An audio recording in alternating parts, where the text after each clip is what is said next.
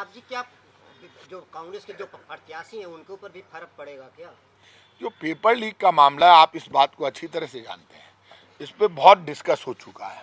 राजस्थान की विधानसभा में जब डिस्कस हो रहा था, मैंने बीजेपी के लोगों से कहा विधानसभा कि आपको टेबल करने चाहिए सारे आरोप।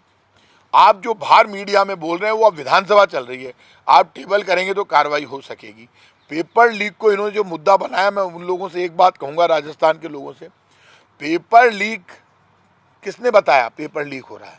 राजस्थान की कांग्रेस की सरकार ने ये घोषणा की कि ये पेपर लीक हो गया है, ये हम दोबारा कराएंगे। तो हमने ही तो की, हमने ही पकड़वाया पेपर लीक करने वालों को, हमने ही बताया पेपर लीक हो गया, जिससे जो डिजर्विंग कैंडिडेट है वो पास हो। पेपर लीक हो गया, हम पकड़ रहे हैं, उसको छुपा तोड़ना रहे हैं, तो हमारे मन में तो चोरी है नहीं।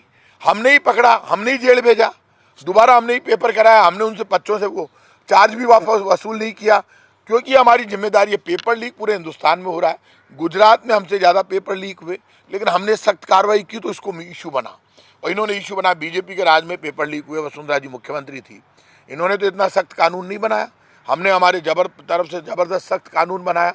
तो बीजेपी वाले इशू तो बना सकते हैं और बहुत दम से बनाते हैं, फिर उसकी हवा निकल जाती है।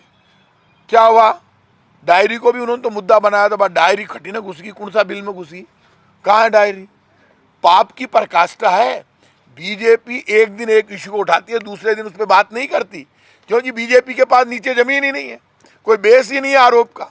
आरोप का बेस हो तो बीजेपी उस आरोप को आगे लेकर आए ना। एक दिन एक आरोप लगाती है, दूसरे दिन दूसरा लेकर आ जाती है।